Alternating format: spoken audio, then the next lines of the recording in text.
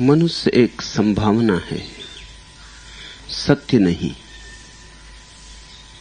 बीज है, फूल नहीं। फूल हो सकता है पर होने की कोई अनिवार्यता नहीं। बीज बीज की भांति मर भी सकता है, बीज बीज की भांति सड़ भी सकता है। सभी बीज फूल नहीं हो जाते, सभी बीज फूल हो सकते थे।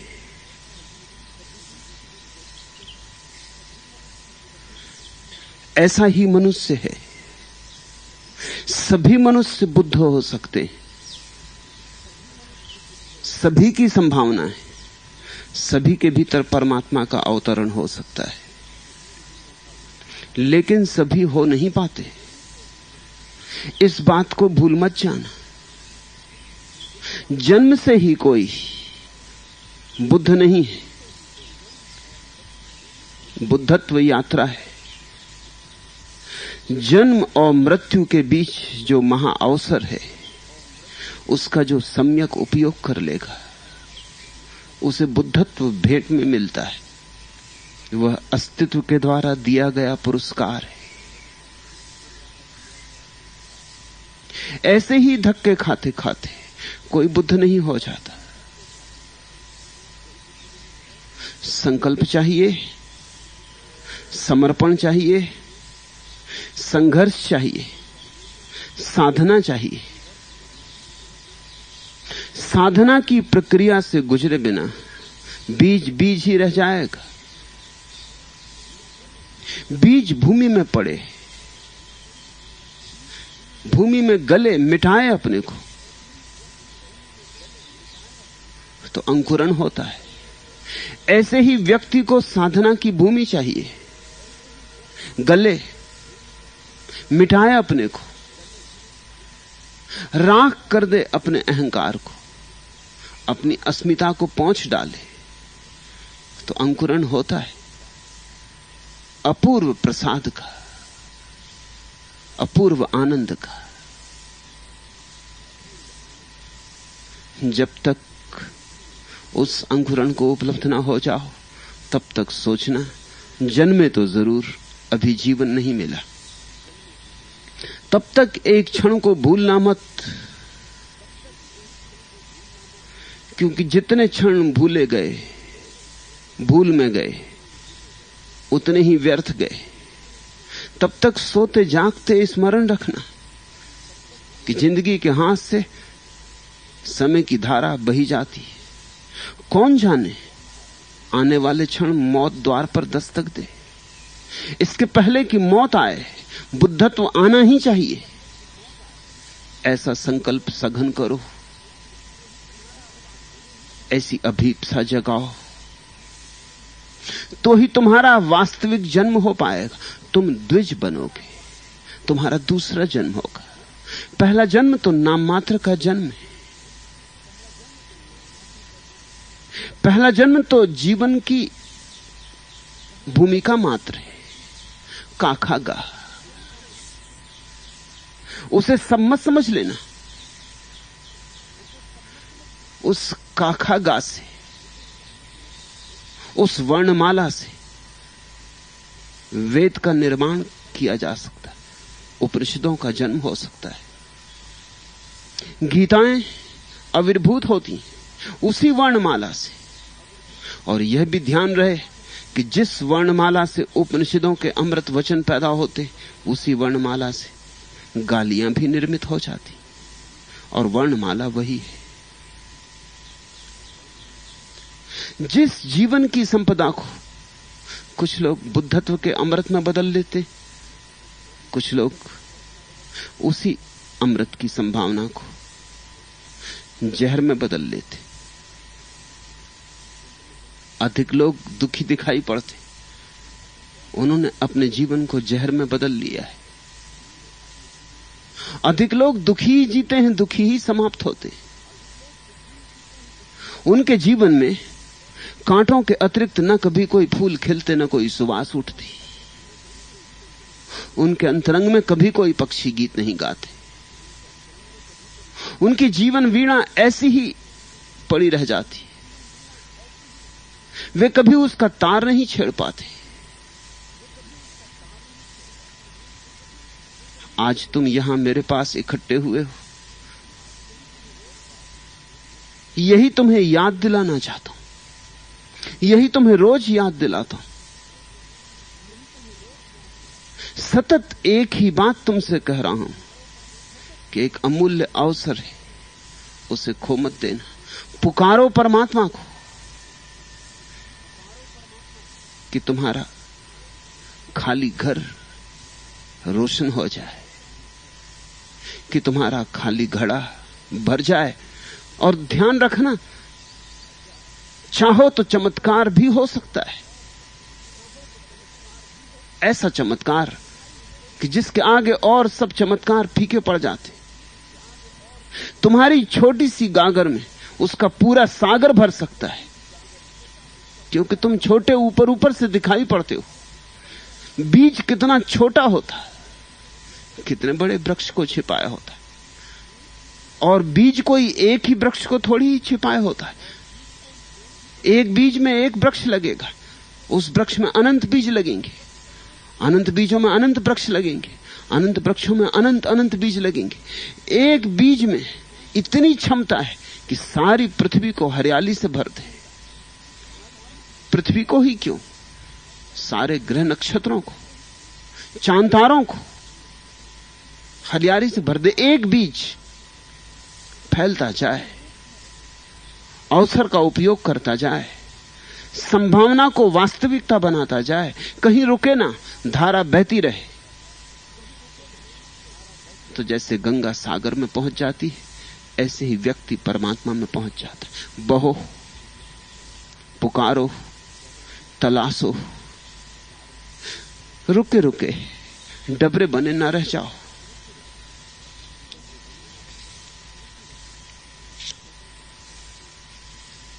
मेरे भीतर मुझसे भी बड़ी कोई चीज है, आंखें चार ना करना इससे हर परेशानी का बीज है। जीवन का सारा दुख एक छोटे से सूत्र में संक्षिप्त किया जा सकता है। मेरे भीतर मुझसे भी बड़ी कोई चीज है, आंखें चार न करना इससे हर परेशानी का बीज है। जो अपने को देख ले, उसने जगत का सारा सार देख लिया। और जो अपने को पाले, उसने जो भी पाने योग्य है सब पा लिया। जीसस ने कहा है, और तुम सारे पृथ्वी के राज्य को भी पालो, लेकिन अगर अपने को गंवा दिया तो उस पाने का अर्थ क्या, अभिप्राय क्या। और यही हो रहा है। लोग न मालूम क्या क्या पाने में लगे, सिर्फ एक को छोड़कर। उस एक की तरफ ध्यान नहीं जाता। उस एक को तो उन्होंने मान ही लिया है कि जैसे हमने पा ही लिया, जैसे पैदा क्या हो गए, सब हो गया। बीज ने स्वीकार कर लिया है यही मेरी नियति है, तो मरेगा बीज की तरह ही। तो इस बीज से न तो वृक्ष होंगे, न वृक्षों पर कोयल के गीत होंगे, न वृक्षों पर चांद की किरणें बरसेंगी, न वृक्ष पर सूरज आएगा जाएगा, न बादल घिरेंगे, न वर्षा होगी, न हवाएं नाचेंगी, कुछ भी ना होगा। बीज तो निष्प्राण है, बीज तो बंद है। बीज और कंकड़ में भेद ही क्या है? भेद तो तभी है जब बीज वृक्ष बने, अन्यथा कोई भेद नहीं। और तुम्हें याद दिला दूं कि इस पृथ्वी पर 100 में से 99 लोग ऐसे ही आते हैं, ऐसे ही चले जाते हैं। निर्णय करो कि तुम ऐसे ही ना चले जाओगे, और निर्णय कर लो तो कोई भी कारण नहीं कि तुम ऐसे ही जाओ। जिन्होंने किया वे भर के गए। तुम कि जिसने नील अंबर में सितारों को कि जैसे सी दिया है, तुम कि जिसने पेड़ और पहाड़ पंछी आदमी को जी दिया है, तुम कि जिसने 4 महीने विपुल धरती पर सरस बरसात दी है, तुम कि जिसने हर तपे दिन को सुशीतल रात दी है। हे वही तुम, आज अपने परम विस्तृत शून्य दिव्याकाश से थोड़े उतरकर पास धरती के चले आओ, कि धरती तुम्हें छूने के लिए उठ सी रही है। एक विप्लव हर सतह में अतल तक इसके मचा है, एक कण भी अचल या अविचल नहीं इसका बचा है।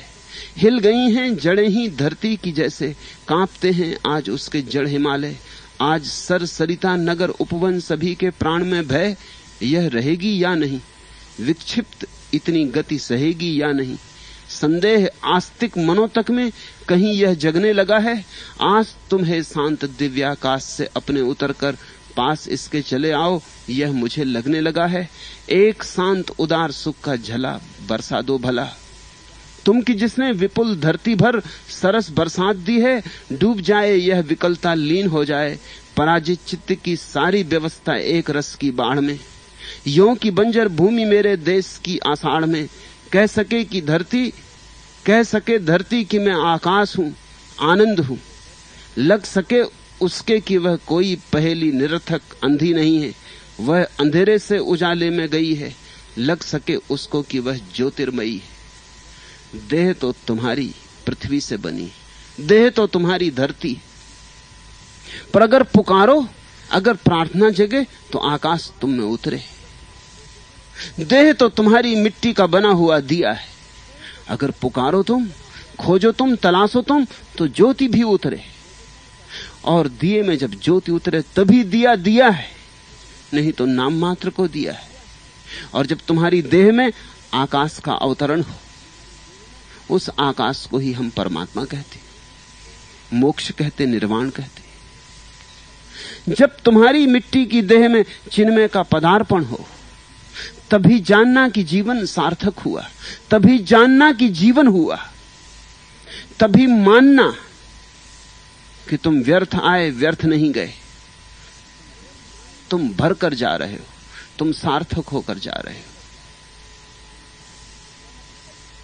और जो ऐसा धन्य भागी है, वह न केवल अपने भीतर दिए को जला लेता है, उसके आसपास जो भी बुझे दिए आते वे भी जल उठते। ज्योति से ज्योति जले, फिर एक परंपरा पैदा होती। बुद्ध जगे, जिन्होंने उनकी आवाज सुनी वे जगे, जिन्होंने उन जागों की आवाज सुनी वे जगे। फिर हजारों साल तक श्रृंखला चलती है जागे हुओं की। तुम जागो, जागने की यात्रा फिर तुम पर समाप्त नहीं हो जाती। सोए रहे तो तुम अपने पर समाप्त हो जाओगे, जागे तो तुम्हारी ज्योति बहती रहेगी। जागे हुए शाश्वत हो जाते। जागरण में नित्यता है, फिर समय उस ज्योति को बुझा नहीं पाता। फिर कैसे ही अंधड़ाएं और कैसे ही तूफान उठे और कैसी ही अंधेरी रातें घिरे, वह ज्योति जलती ही चली जाती। गुरु से शिष्य में, शिष्य से शिष्य में, एक हाथ दूसरे हाथ, एक हृदय दूसरे हृदय, ज्योति उतरती चली जाती। लोग आते हैं, विदा होते, मगर ज्योति बनी रहती। यही संपदा है। अगर छोड़ना चाहो तो इसी संपदा को छोड़ना चाहना। छोड़ जाओगे कुछ ठीकरे, कुछ मकान, कुछ जमीन, उसका कोई भी मूल्य नहीं है। वसीयत कुछ छोड़ जाना हो तो रोशनी की छोड़ जाना। पुकारो परमात्मा को, और वह पुकार सुनते ही दौड़ा चला आता है। तुम्हारे पुकार की ही जैसे प्रतीक्षा है। तुम्हारे भीतर प्रार्थना उठे तो परमात्मा तुम्हारे ऊपर बरसना शुरू हो जाता है। देर नहीं लगती। यह जगत एक नियम है, अराजकता नहीं। इस नियम पर भरोसा धार्मिकता है कि अगर मैं पुकारूंगा प्राणपण से तो उत्तर आएगा।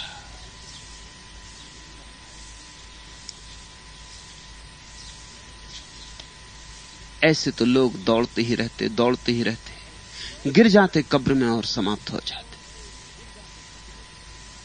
दौड़ता ही रहा मैं दीवार के इस पार, बहुत जूझा, बहुत टकराया, लड़ा, व्यूह भेदन सीखने को कुछ युगांतों की अति कठिन मरुभूमि लांघी, बेतहासा दौड़ फिर दूरस्थ कितने ही स्वप्न शिखरों पर चढ़ा, किंतु मैं हूं वही है दीवार, खोजता हूं आज भी उस पार का विस्तार।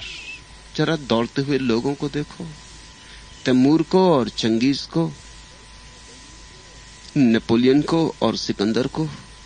जरा दौड़ते हुए लोगों को देखो, पहुंचते कहां हैं? जैसे एक वर्तुल में दौड़ते हो।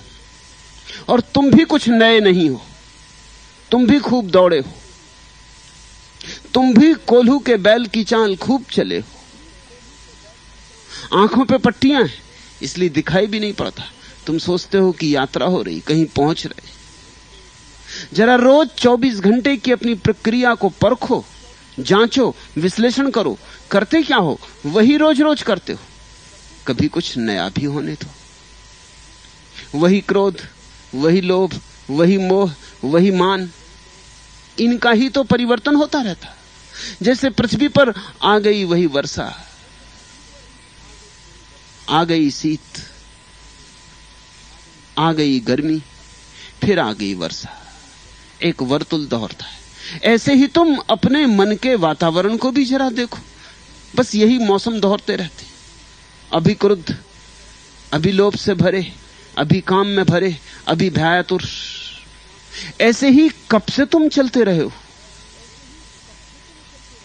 और मैं तुमसे कहता हूं, तुम नए नहीं हो, नया यहां कोई भी नहीं है।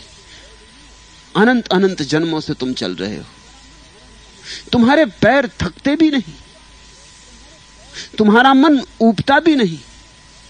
कितनी बार क्रोध करके फिर तुम वही कर लेते हो। मैंने सुना है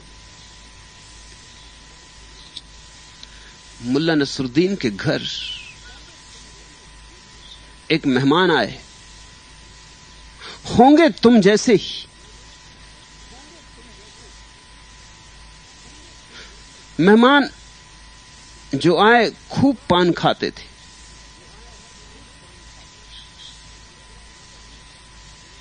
और बाहर पान की फीक न फेंक कर जहां बैठे थे वहीं जमीन पर पीठ थूक रहे थे। यह देख नसरुद्दीन भीतर गया और नौकरदारा एक चांदी का नक्काशीदार पीकदान जहां मेहमान बैठे थे वहां लाके रखवा दिया। मेहमान ने पीकदान दूसरी तरफ सरका कर फिर जमीन पर थूक दिया। यह देखकर नौकर ने फिर से पीकदान उठाकर पहली वाली जगह पर रख दिया, पर इस बार भी मेहमान ने वह पीकदान हटाकर जमीन पर थूक दिया। नौकर ने एक बार फिर पीकदान पहली वाली जगह पर रख दिया, लेकिन इस बार भी मेहमान साहब ने उसे फिर सरकाकर जमीन पर पीक फेंक दी। नौकर ने फिर पीकदान पुरानी जगह पर रख दिया। ऐसा बार बार होता देखकर मेहमान नौकर पर बहुत गुस्सा होकर बोले, अब अगर इस पीकदान को यहां से नहीं हटाओगे और बार बार इसे यहीं रखोगे तो हम इसी में थूक देंगे। चांदी का पीकदान, मेहमान ने सोचा होगा कि चांदी के पीकदान में और थूकना।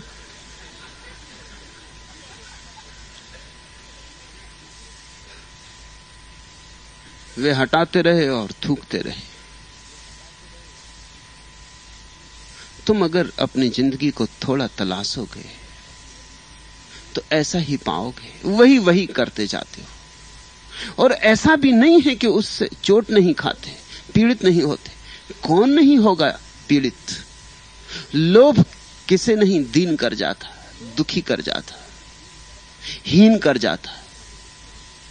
क्रोध किसे नहीं जला जाता, दग्ध कर जाता। किसके हृदय में घाव नहीं छोड़ जाता।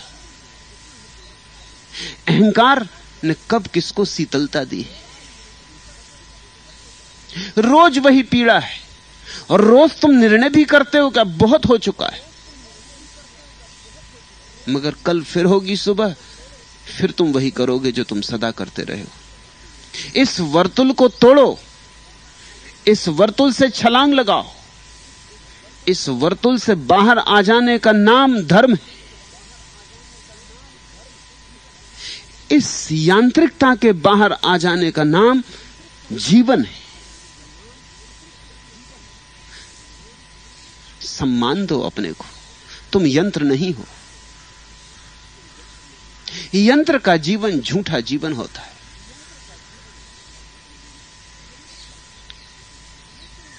ऊपर ऊपर से लगता है गति है, लेकिन भीतर कोई होश तो होता नहीं। तो जैसे मशीन चलती, ऐसे ही तुम्हारा जीवन चलता है। तुमने मशीन से भिन्न अपने जीवन को पाया है। मैंने सुना मुल्ला नसरुद्दीन अपनी पत्नी से बहुत पीड़ित था, जैसे कि सभी पति हैं और जैसी कि सभी पत्नियां हैं। पीड़ित यहां कौन नहीं, लाख छिपाओ कुछ छिपता भी तो नहीं। चेहरे चेहरे पर पीड़ा लिखी, आंख आंख में आंसू है, हृदय हृदय में सूल चुभे।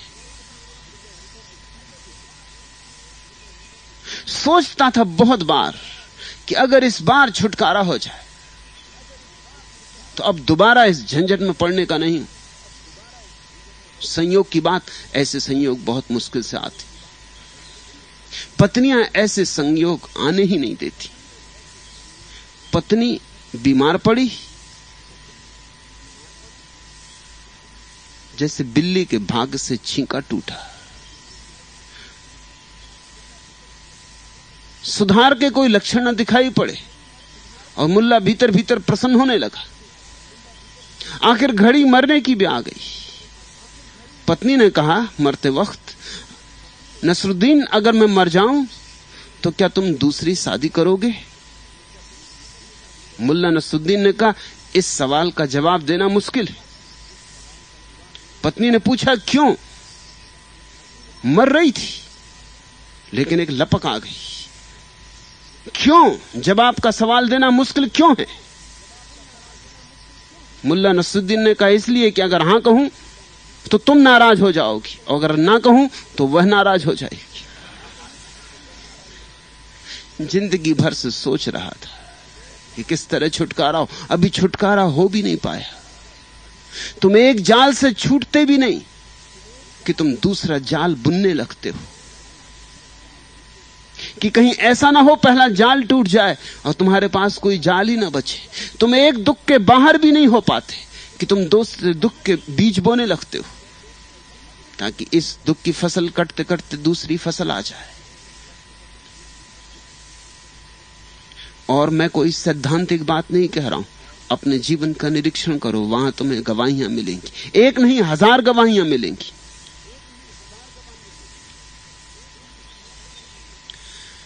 इस यांत्रिकता में ऊपर ऊपर तुम एक होते हो, भीतर भीतर तुम दूसरे होते हो, क्योंकि इस यांत्रिकता से तुम्हारी चेतना का मेल हो ही नहीं सकता। तो तुम्हारा जीवन ज्यादा से ज्यादा एक अभिनय, एक प्रवंचना, एक धोखा होता है। तुम्हारे चेहरे पर मुखौटे, तुम्हारे असली चेहरे का तुम्हें पता नहीं। तुम क्या कहते हो वह नहीं है जो तुम कहना चाहते हो, और तुम क्या करते हो वह भी वही नहीं है जो तुम करना चाहते हो, करना चाहते थे। तुम कुछ सोचते हो, कुछ करते हो, कुछ कहते हो, कुछ होते हो। तुम्हारे जीवन में बड़ी वंचना है। सारी पृथ्वी एक झूठा नाटक हो गई। सच्चे आदमी नहीं है क्योंकि सच्चा जीवन नहीं। जो भीतर से जिएगा और चैतन्य पूर्वक जिएगा वही व्यक्ति एक स्वर हो सकता है, और जहां एक स्वर है वहां सच्चिदानंद का वास है। और जहां बहुत स्वर है, जहां ऊपर कुछ है भीतर कुछ है, ऊपर नाटक नाटक है, वहां तो आनंद का वास नहीं हो सकता। हे हनुमान, मैं तुमसे अत्यंत प्रसन्न हूं। मैं तुम्हें मनोवांछित वर दूंगा। बोलो क्या चाहते हो। भगवान राम ने हनुमान से कहा। यह घटना एक नाटक कंपनी द्वारा प्रस्तुत लंका विजय नामक नाटक की है। राम की भूमिका में नाटक कंपनी के मालिक स्वयं थे और हनुमान की भूमिका में एक वेतनभोगी कलाकार। कंपनी की स्थिति जनता में सिनेमा की तुलना में नाटकों के प्रति घटती रुचि के कारण दिनों दिन गिर रही थी। पिछले 3 महीनों से किसी कलाकार का वेतन नहीं चुकाया जा सका था।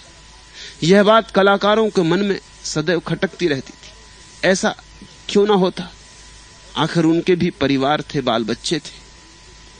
श्री रामचंद्र जी द्वारा मनोवांछित वर देने की इच्छा प्रकट करते ही हनुमान ने अकस्मात कहा, मैनेजर साहब, 3 महीने का किराया, 3 महीने का वेतन बाकी है। मिल जाए तो बड़ी कृपा होगी। बच्चे भूखों मर रहे हैं मेरे मालिक। जनता में तो सन्नाटा हो गया। मैनेजर साहब, 3 महीने का वेतन बाकी है, बच्चे भूखे मर रहे हैं, ये हनुमान क्या कह रहे हैं? जो सो गए थे वो भी जग गए। सब चौकन्ने हो गए कि ये हो क्या रहा है, ये कैसी रामलीला। सांसें रुक गईं। अपलक लोग सुनने लगे कि अब रामचंद्र जी कहेंगे तथास्तु, लेकिन नहीं, रामचंद्र जी ने भी तथास्तु नहीं कहा। कुछ कहना चाहा लेकिन मुंह से आवाज ना निकली, फंसूकर निकलने लगा। चक्कर खा के गिर पड़े।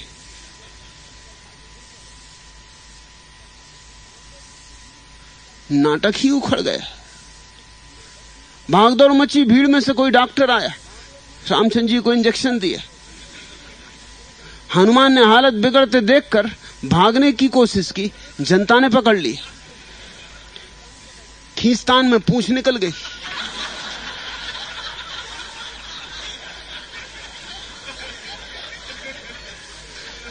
तुम अगर अपनी जिंदगी पर गौर करोगे तो ऐसी ही हालत पाओगे।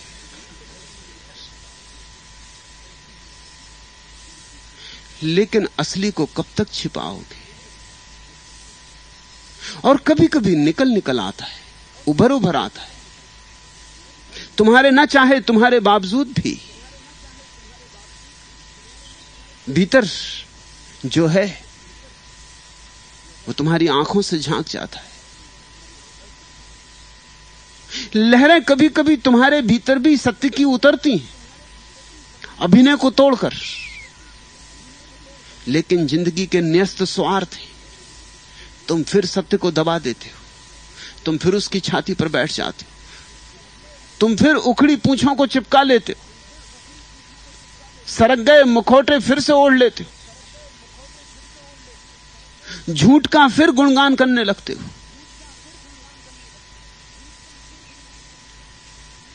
मेरे पास अगर सच में तुम आए हो तो अब छोड़ो, ये नकली पूंछें गिर जाने दो, ये मुखौटे सरक जाने दो। अब जिंदगी का एक बार फिर से निर्णय करो। जिस ढंग से जिए हो, जैसे जिए हो, वह गलत गया है। और शैली सीखो। सुंदरदास उस नई शैली की ही बात कर रहे हैं। उनके वचन सीधे साफ हैं। सत्य सदा ही सीधा साफ होता है।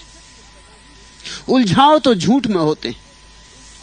झूठ सीधा साफ हो ही नहीं सकता, क्योंकि सीधा साफ हो तो फौरन पकड़ में आ जाए। झूठ को तो बहुत चालबाजियां करनी होती। झूठ तो पेचदार होता है। झूठ में गुत्थियां बनानी पड़ती। झूठ को बड़े जटिल शब्दों में जकड़ना होता है, ऐसे शब्दों में कि लोग समझे ना। लोग अगर हिंदी बोलते हैं तो झूठ संस्कृत बोलता है। लोग अगर उर्दू बोलते हैं, झूठ अरबी बोलता है। लोग अगर अंग्रेजी बोलते हैं, झूठ लैटिन बोलता है।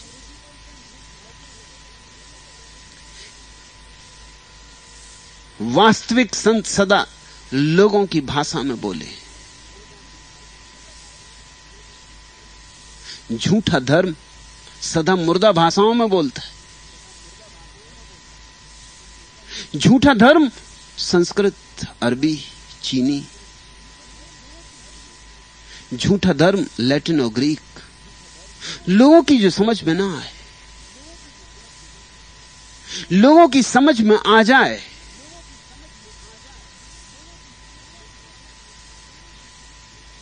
तो जितना जाल फैला के रखा है शब्दों का, सिद्धांतों का, वह टूटे गिरे और उस जाल के साथ जुड़े हुए न्यस्त स्वार्थ भी गिर जाएं। पंडित हमेशा मुर्दा भाषाओं में बोलता है, वही उसका पांडित्य है। सुंदरदास सीधे साधे आदमी, पंडित नहीं। और ऐसा नहीं है कि संस्कृत के अद्भुत ग्रंथों से उनका कोई परिचय न था,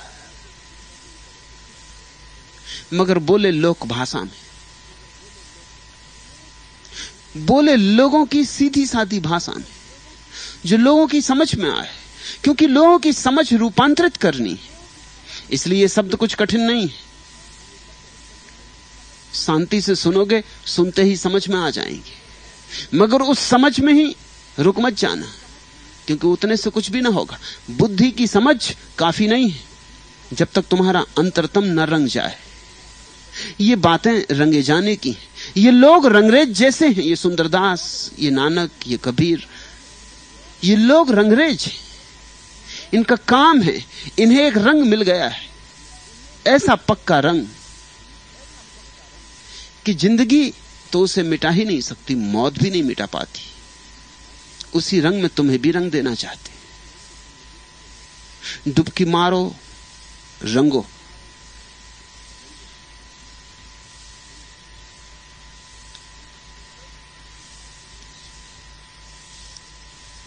सुंदर मनुष्य देह यह पायो रतन अमोल, कौड़ी सटे न खोइए मानी हमारो बोल। यह मनुष्य की देह एक अमूल्य रत्न है। तुम्हें तो भरोसा ना आएगा। कैसे भरोसा आए? तुमने तो नरक के अतिरिक्त इस जीवन में कुछ जाना नहीं। हां, कोई कहे कंकड़ पत्थर है, दो कौड़ी की है, तो समझ में आ जाए। अमोलक रत्न तुम कैसे मानो? तुमने तो अपने भीतर कुछ भी देखा नहीं है जिसका कुछ मूल्य हो। तुम तो अपने को दो कौड़ी में इसलिए बेचने को तैयार हो। एक कुम्हार मट्टी खोद के अपने गधे पे लाद के मटके बनाने के लिए ले जा रहा था। एक हीरा हाथ लग गया, प्यारा हीरा, बड़ा हीरा, मगर कुम्हार को तो कोई हीरे की पहचान नहीं। कुम्हार का तो संबंध मिट्टी से, माटी से उसका नाता, माटी उसकी भाषा। पहले तो उसने फेंक ही दिया उस हीरे को, फिर थोड़ा चमकदार दिखता था, सूरज की रोशनी में चमकता था, सोचा कि चलो अपने प्यारे गधे के गले में लटका देंगे। और तो उसका किसी से नाता रिश्ता भी न था। कुम्हार का और नाता रिश्ता हो भी किससे? गधा ही उसका सब कुछ था,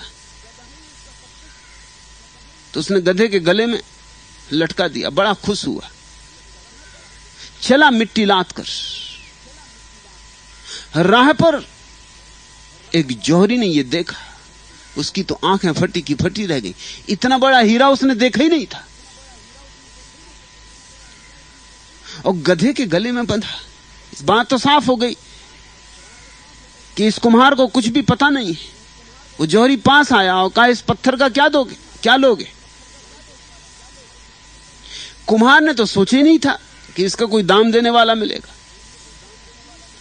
अब उसने कहा, आपकी मर्जी ही हो गई और आपको पत्थर रुचि गया, 1 रुपया दे दें।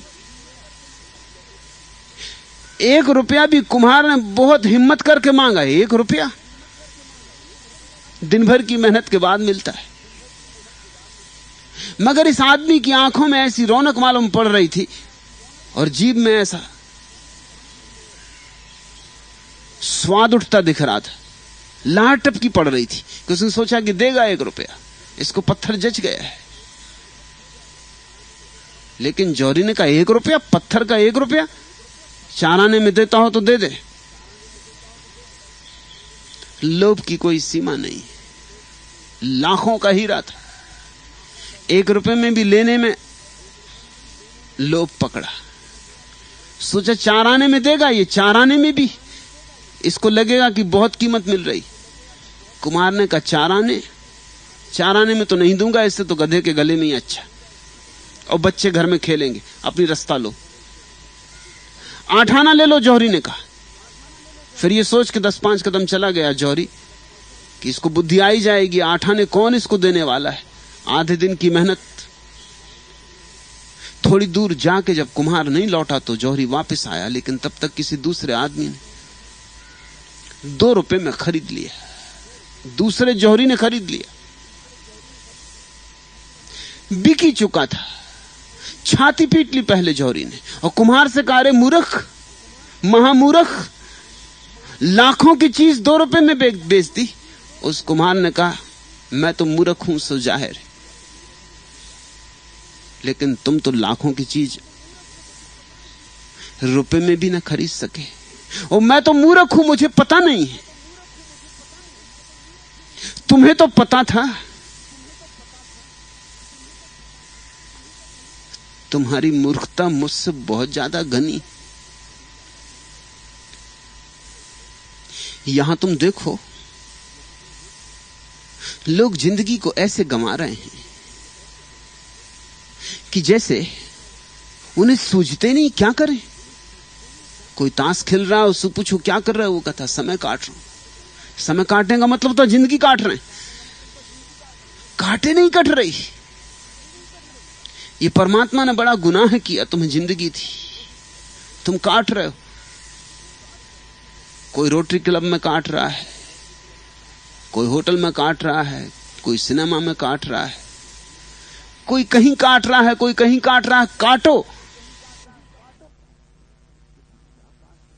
कि तुम क्या काट रहे हो। एक कैसा अमूल्य अवसर जहां इस जगत की सारी संपदा बरस उठे, जहां जीवन की परम अनुभूति प्रगाढ़ हो, जहां तुम्हारे भीतर सूरजों का सूरज उगे, जहां तुम्हारे भीतर ऐसे अमृत का झरना बहे कि मौत भी उसे हरा ना पाए, जहां तुम शाश्वत से जुड़ जाओ, उस समय को तुम ताश खेल के काट रहे हो। लेकिन तुम तो ठीक ही हो, उनकी क्या कहें जो शास्त्र भी पढ़ते हैं, उपनिषद भी पढ़ते हैं, कुरान भी कंठस्थ है, वेदों के वचन भी याद हैं। उनकी क्या कहो। तुम तो जैसे कुम्हार जैसे हो, तुम्हें पता नहीं तो तुमने गधे के गले में हीरा लटका दिया, ताश खेल के जिंदगी काट रहे हो। लेकिन उनके संबंध में क्या कहो जो काशी से पंडित होकर लौटे। उनके संबंध में क्या कहो जिन्होंने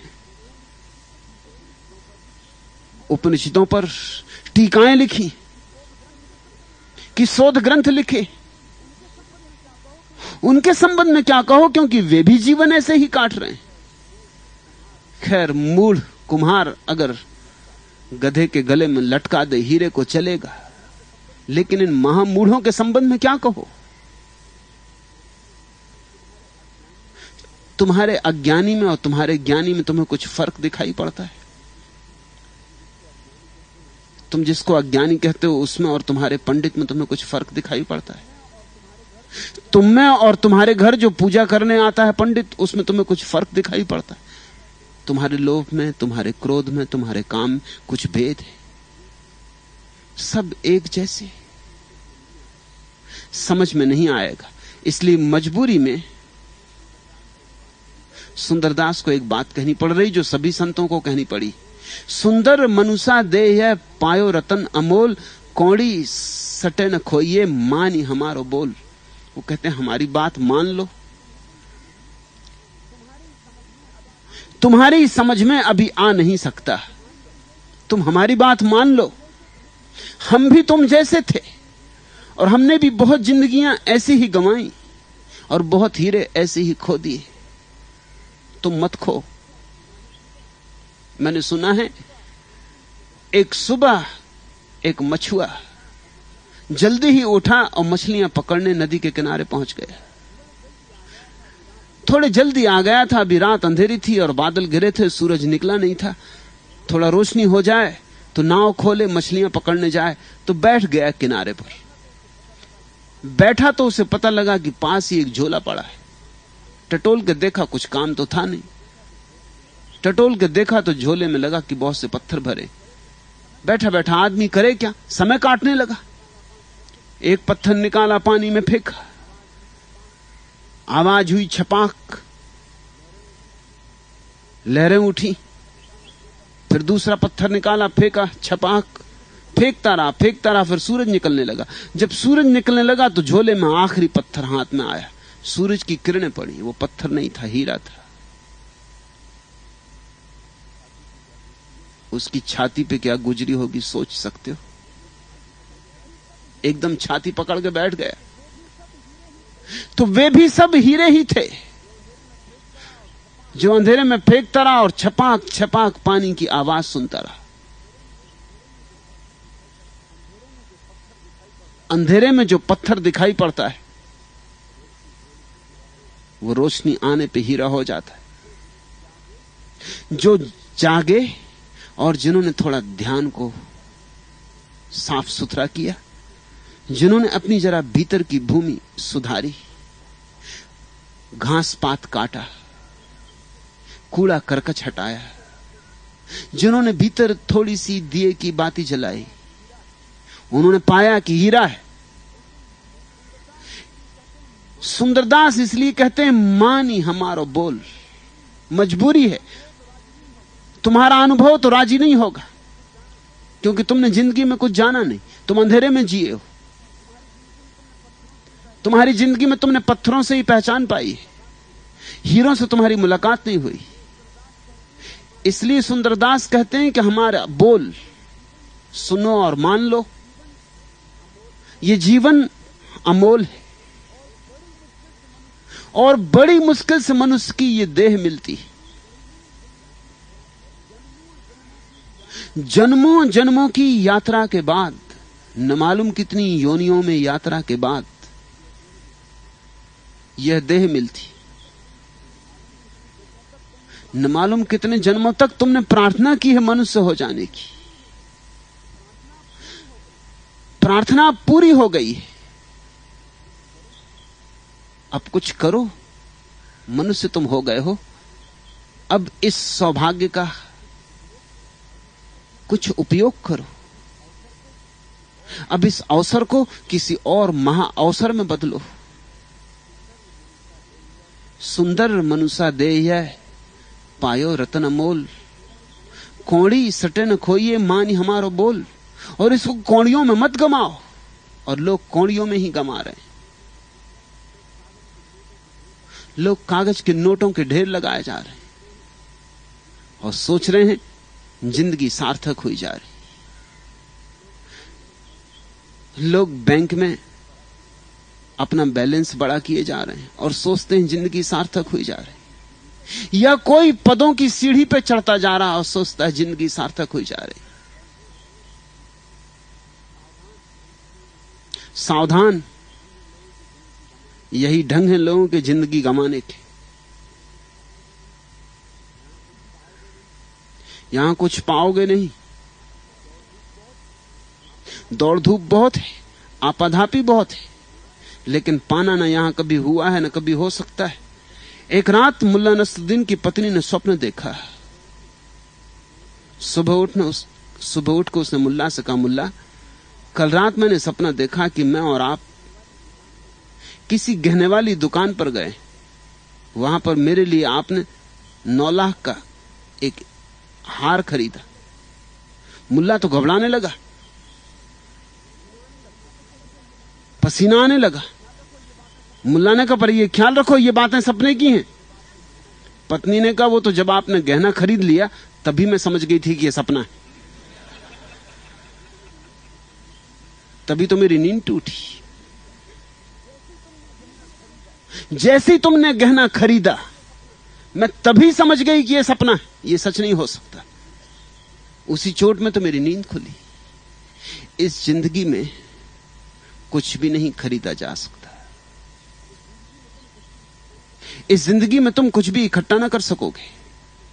हां, इकट्ठा करने में अपने को गंवा सकते हो। खोड़ी सटे न खोइए मानी हमारो बोल,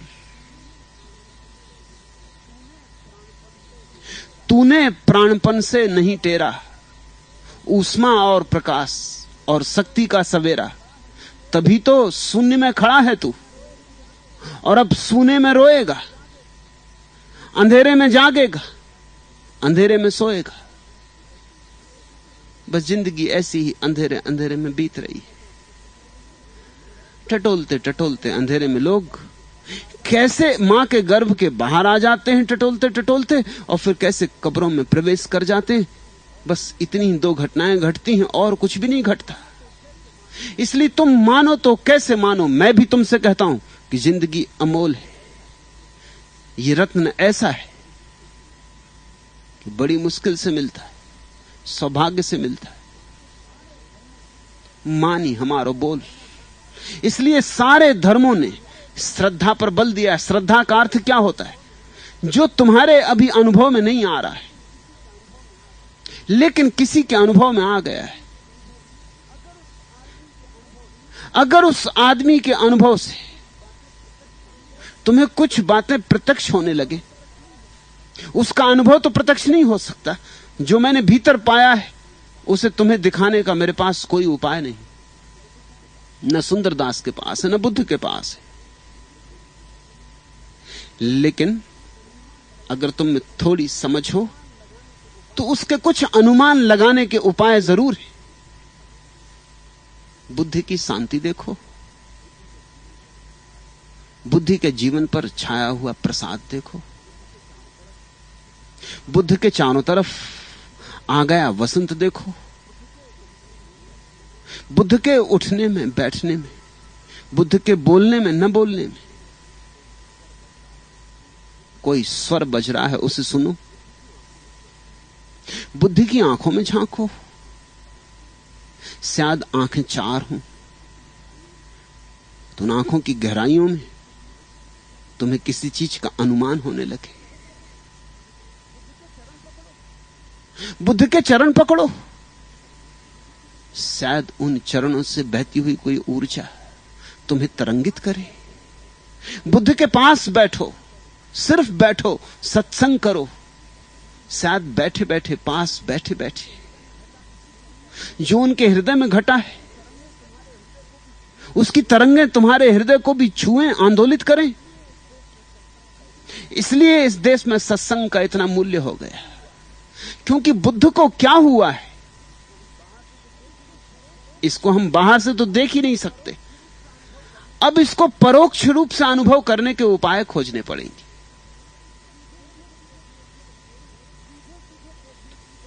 सीधे सीधे देखने की तो कोई व्यवस्था नहीं हो सकती, लेकिन आसपास से घूम के पहचानने का कोई उपाय हो सकता है। तुम जब बगीचे की करीब आने लगते हो तो बगीचा दिखाई भी ना पड़े तो भी हवाएं ठंडी होने लगती। उससे अनुमान तो कर सकते हो कि बगीचा करीब आ रहा है, कि हम ठीक दिशा में। बगीचा दिखाई भी ना पड़े लेकिन हवाओं में कुछ सुवास तो आने लगती। बेले के फूल खिल गए होंगे और हवाएं सुवास को ले आई होंगी। तुम्हारे नासापुट एहसास करने लगते हैं कि हम जिस दिशा में जा रहे हैं वहां फूल होने चाहिए। फिर जैसे जैसे तुम बढ़ते हो सुवास बढ़ती। अभी भी बगीचा दिखाई नहीं पड़ता, लेकिन एक बात पक्की हो जाती कि मैं ठीक दिशा में जा रहा हूं, क्योंकि सुवास बढ़ने लगी, मेरे कदम ठीक रास्ते पर है। इसी का नाम सत्संग है। गुरु के जैसे जैसे पास होते हो सुवास बढ़ने लगती, जीवन का संगीत बढ़ने लगता है। तुम्हारे भीतर भी प्रसाद की अवधारणा होने लगती। तुम्हारे भीतर कुछ नया होने लगता है जो इसके पहले नहीं हुआ था। यह जो अनुमान है यही श्रद्धा है कि मुझे तो नहीं हुआ है अभी, लेकिन किसी को हुआ है। इसके परोक्ष प्रमाण मुझे मिल रहे। रामकृष्ण मरते थे, उनको कैंसर हुआ था, गले का कैंसर था, पानी भी नहीं पी सकते थे, भोजन भी नहीं ले सकते थे, अंतिम दिन बड़े कष्टपूर्ण थे। लेकिन चिकित्सक चकित थे, क्योंकि रामकृष्ण की आंखों में कोई कष्ट नहीं। यह परोक्ष लक्षण है। चिकित्सक मान ही ना सकते थे कि इतनी पीड़ा में तो आदमी को मूर्छित हो जाना चाहिए, और रामकृष्ण जैसे आदमी को तो निश्चित हो जाना चाहिए, जो जरा जरा सी बातों में समाधि में उतर जाते थे। किसी ने राम का नाम ले दिया कि वो गिर पड़ते थे, बेहोश हो जाते थे, 6-6 घंटे बेहोश रह जाते थे। रास्ते पर उनको ले जाना मुश्किल था, उनके शिष्यों को उन्हें पकड़ के रास्ते से गुजारना पड़ता था, क्योंकि कोई ऐसे ही कहते कि जयराम जी, कि राम शब्द सुन लें वो कि काफी हो गए, उतनी बूंद पड़ जाए कि वो मस्त हो गए, वहीं सड़क पर नाचने लगे, कि सड़क पर गिर पड़े, भावाविष्ट हो जाएं। तो जो आदमी ऐसी छोटी छोटी घटनाओं में भावाविष्ट हो जाता था,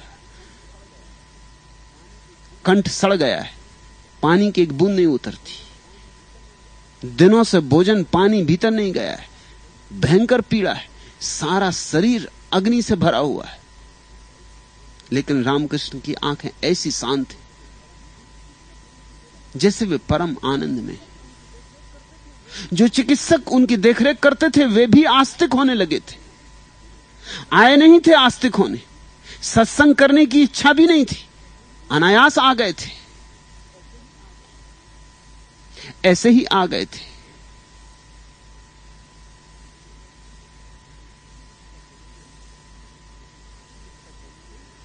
लेकिन आस्तिकता जन्मने लगी, सत्संग अनायास भी हो जाए, अनायास भी बगीचे के पास से निकल जाओ तो भी तो फूलों की गंध नासापुटों में भर जाएगी ना।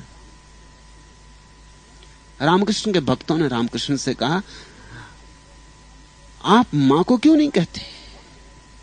आप तो काली के ऐसे भक्त थे, एक बार कह देंगे सब ठीक हो जाएगा। रामकृष्ण कहते, लेकिन मुझे दुख हो तो मैं कुछ कहूं, दुख हो तो शिकायत करूं। आखिर भक्तों ने एक तरकीब निकाली, उन्होंने कहा दुख हमें है, आपको नहीं, हमारे लिए तो प्रार्थना करो। तो रामकृष्ण मना ना कर सके, सीधे साधे आदमी थे, ये तर्क उन्हें जचा कि मुझे दुख नहीं, ठीक, मैं शिकायत भी नहीं कर सकता, ये भी ठीक, लेकिन ये दुखी हैं जरूर, सब रो रहे हैं। तो उन्होंने कहा तुम्हारे लिए प्रार्थना करूंगा, आज आंख बंद करके कहता हूं। आंख बंद की, खिलखिला के हंसने लगे। उस घड़ी में हंसी का आना तो मुश्किल ही था, असंभव ही था, ये लक्षण।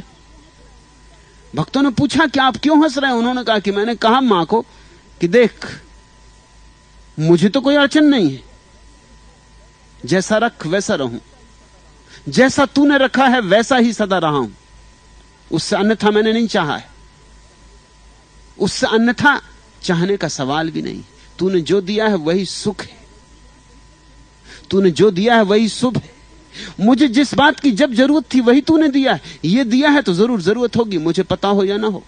मगर ये मेरे प्रेम करने वाले लोग हैं, ये बड़े दुखी हो रहे हैं, ये रो रहे हैं, इनको ख्याल में रख के एक घूंट पानी मेरे गले में उतर जाने दे, एक और भोजन मेरे गले में उतर जाने दे, ताकि ये प्रसन्न हो जाए। तो भक्तों ने कहा फिर आप हंसे क्यों? तो उन्होंने कहा कि मां ने कहा ये भी खूब रही, तुझे भली भांति पता है कि इनके कंठों से भी जो तू पानी पी रहा है, इनके कंठों से भी तो तू भोजन ले रहा है, अब इसी कंठ से क्यों अटकना? आप हंसे क्यों? भक्तों ने पूछा। रामकृष्ण ने कहा मैं हंसा इसलिए कि ये मुझे पता था वो यही कहेगी, ये मुझे पहले से ही पता था कि यही उत्तर आने वाला है। तुम नहीं माने, नाहक मेरी फजीत करवाई। उसने कहा कि अब इस कंठ से बहुत भोजन ले लिया, बहुत पानी ले लिया, अब और कंठों से ले, अपने प्यारों के कंठ से ले, सब कंठ तेरे। ये लक्षण कुछ कहेंगे।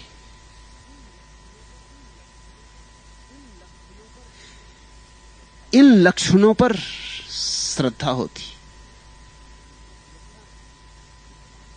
श्रद्धा विश्वास का नाम नहीं। श्रद्धा परोक्ष अनुमान है। प्रत्यक्ष तो समझ में नहीं आ रहा है, साफ साफ दिखाई नहीं पड़ रहा है, लेकिन दूर एक तारा टिमटिमाने लगा। बहुत दूर से संगीत का एक स्वर उठाई पड़ने लगा। कौन बजाता है पता नहीं, क्यों बजाता है पता नहीं। सत्संग में बैठने का अर्थ होता है जिसको घटा है, जिसने जीवन के मूल्य को समझा है, उसके पास बैठते बैठते उसकी सोबत में, उसके रंग में कुछ कुछ तुम्हें भी दिखाई पड़ने लगेगा। जौहरी के पास बैठ बैठ के हीरों की परख हो जाती। खोड़ी सटे न खोइए मानी हमारो बोल।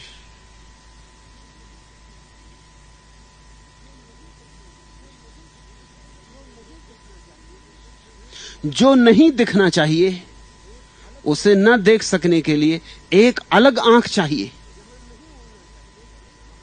जहां नहीं उड़ना चाहिए वहां न खुलने के लिए एक अलग पांख चाहिए। दृश्य को देखने वाली एक आंख है, अदृश्य को देखने के लिए और दूसरे तरह की आंख चाहिए। उसी का नाम श्रद्धा है। इस बाहर के जगत में उड़ने के लिए एक तरह के पंख चाहिए, भीतर के जगत में उड़ने के लिए एक और तरह का पंख चाहिए। उसी का नाम श्रद्धा है। जो नहीं दिखना चाहिए उसे न देख सकने के लिए एक अलग आंख चाहिए। जहां नहीं उड़ना चाहिए वहां न खुलने के लिए एक अलग पांख चाहिए।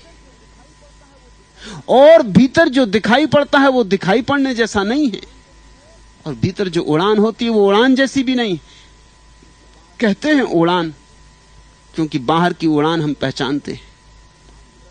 कहते हैं दर्शन, आत्मदर्शन, प्रभु दर्शन, क्योंकि ये भाषा हमारी पकड़ में आ सकती है। लेकिन वहां कैसा दर्शन, वहां तो दृष्टा और दर्शन एक हो जाते।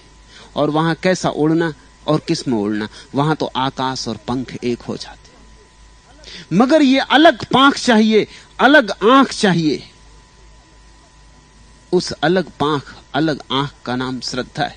इसलिए सुंदरदास कहते मानी हमारो बोल। सुंदर सांची कहत है मति आने कछु रोस, जोते खोयो रतन यह तो तोहू को दोष। सुंदरदास कहते हैं मैं बिल्कुल सच कह रहा हूं, सांची कह रहा हूं, नाराज ना हो जाना। बड़ी महत्वपूर्ण बात कही। संतों को सदा इस बात की चिंता रही कि जब भी वे सच कहेंगे लोग नाराज हो जाएंगे। लोग झूठ में ऐसे पक गए, लोग ऐसे झूठ हो गए कि सच उन्हें कांटे की तरह चुभेगा।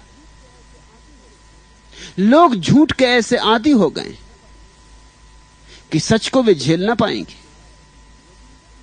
इसलिए तो लोग नाराज होते हैं। लोग मुझसे नाराज, कितने नाराज हैं। सुंदर सांची कहत है मति आने कछु रोस। सुंदर कहते हैं नाराज ना हो जाना, नाहक क्रोध से मत भर जाना। मैं तुमसे सच सच कह रहा हूं, जैसा है वैसा कह रहा हूं, जरा भी अन्यथा नहीं कर रहा हूं। लेकिन लोगों से वैसा वैसा कह दो जैसा है तो लोग नाराज हो जाते। अंधे से अंधा नहीं कहना पड़ता। अंधे से हम कहते हैं सूरदास जी, उससे सूरदास जी बहुत प्रसन्न होते।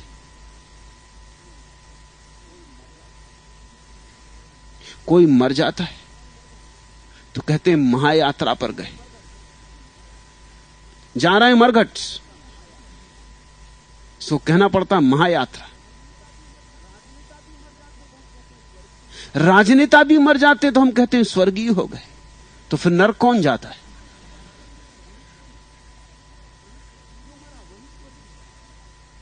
जो मरा वही स्वर्गी। दिल्ली में भी मरो तो भी स्वर्गीय हो जाते।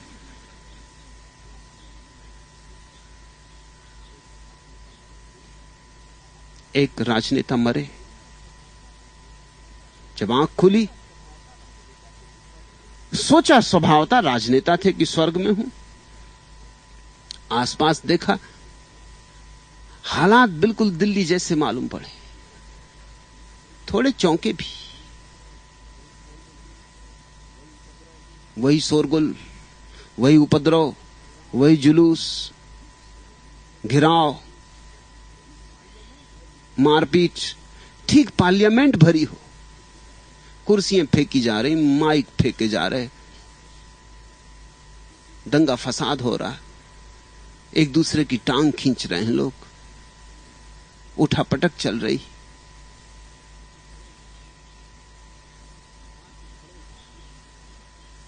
पास ही खड़े एक आदमी से पूछा कि भाई,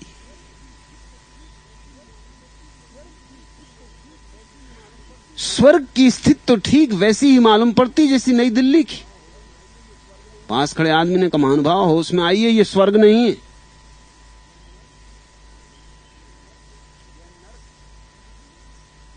यह नरक है।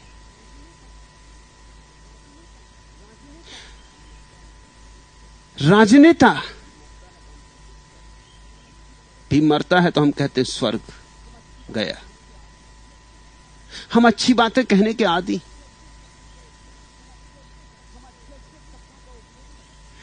हम अच्छे अच्छे शब्दों का उपयोग करते। इसलिए जब संत हमसे सीधी सीधी बात कह देते तो चोट लगती। जीसस को हमने ऐसे ही थोड़ी सूली पे लटका दिया, बहुत नाराज हो गए तब लटकाया।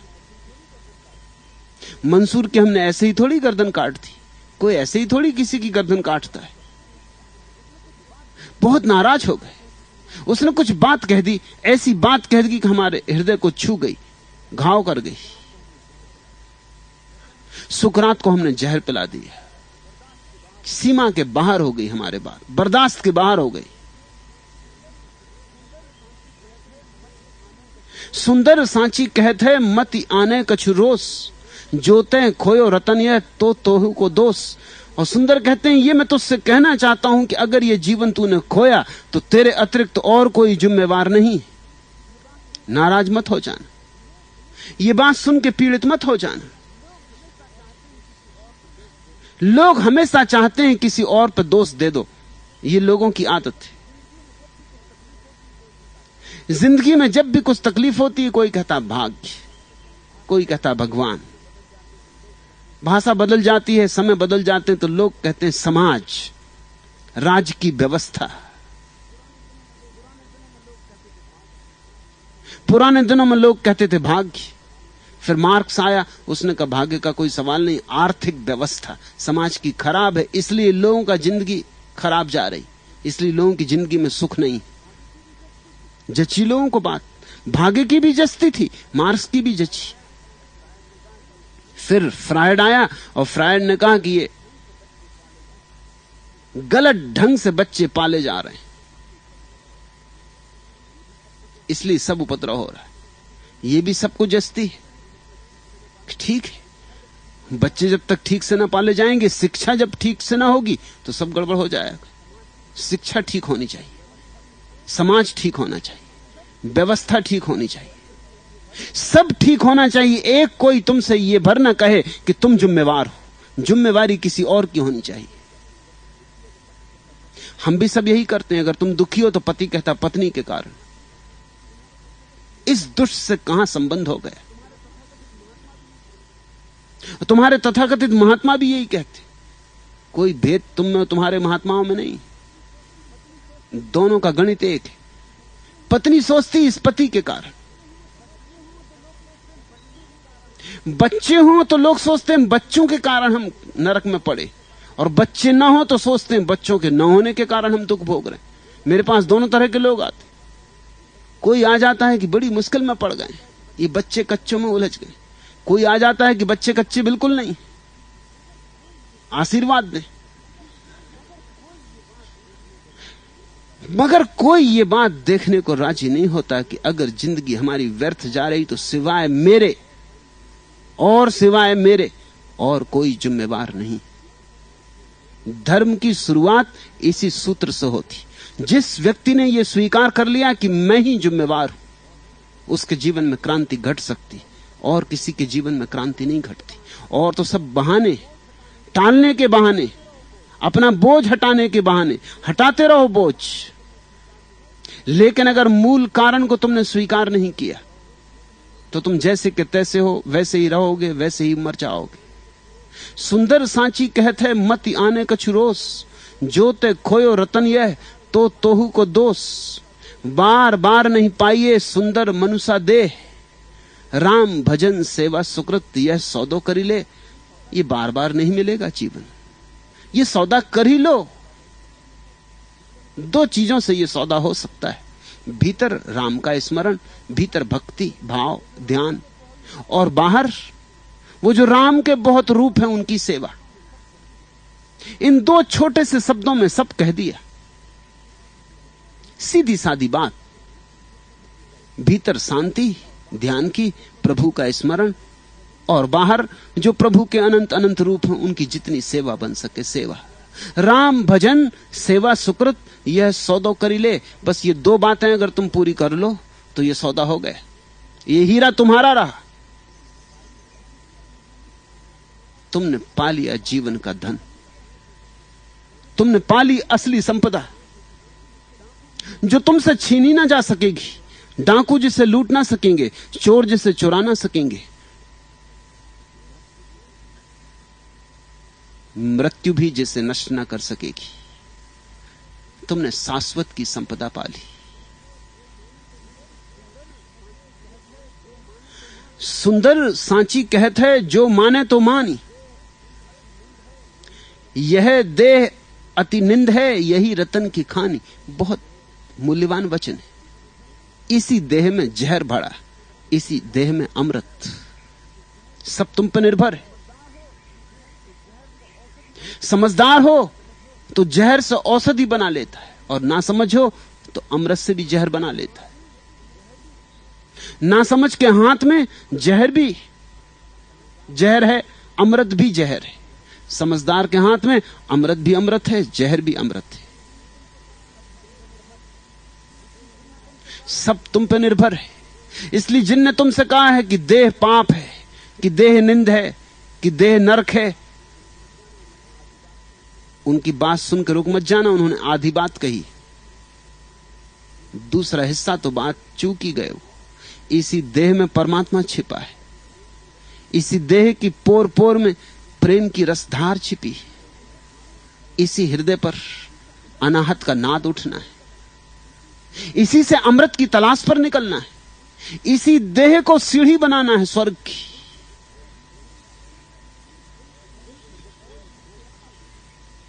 दिल पे जब कोई चोट खाते हैं, अहले दिल और मुस्कुराते हैं। देखकर तेरी मस्त आंखों को मैं कदे खुद भी झूम जाते। एक गमे जिंदगी उदास न हो, आ तुझे हम गले लगाते। अहले दिल जिंदगी की जुल्मत में खूनी दिल से दिए जलाते। हम हैं वो रह रबे हयात जिन्हें राहजन रास्ता दिखाते। अगर समझो तो लुटेरे भी तुम्हारे लिए मार्गदर्शक हो जाएंगे। हम हैं वो रह रबे हयात जिन्हें राहजन रास्ता दिखाते। हम ऐसे जीवन पथिक हैं कि लुटेरे भी जिनके लिए मार्गदर्शक हो जाते। बस पीने का अंदाज आए, पीने की शैली आए। अमृत न तो अमृत है, न जहर जहर, सब तुम्हारे पीने के अंदाज पर निर्भर है। कोई वीणा उठा के किसी के सिर पर दे मारे,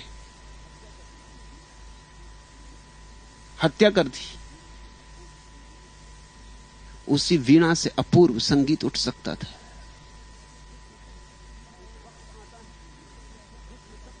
एक वक्त आता है जिसमें सब कुछ सीधा हो जाता है, मगर यह वक्त आता है तब जब लगा देते हो अपना सब तुम दांव पर, या कह सकते हैं जब रख देते हो तुम अपने जीवन का सिर मौत के पांव पर, तब सब सीधा हो जाता है और सरल, अमृत बन जाता है तब अब तक का गरल।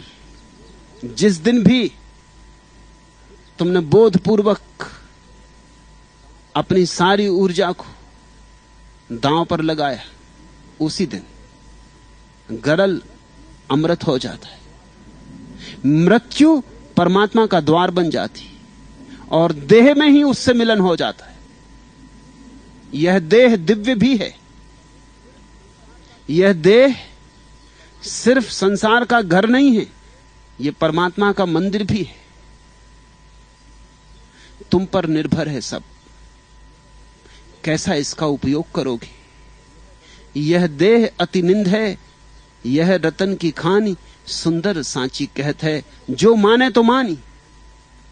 लेकिन वो कहते मान सको तो मान लो, सिद्ध करने का कोई भी उपाय नहीं। देखते हो अवस्था संतों की, उनकी व्यवस्था देखते हो, उनकी अड़चन देखते हो।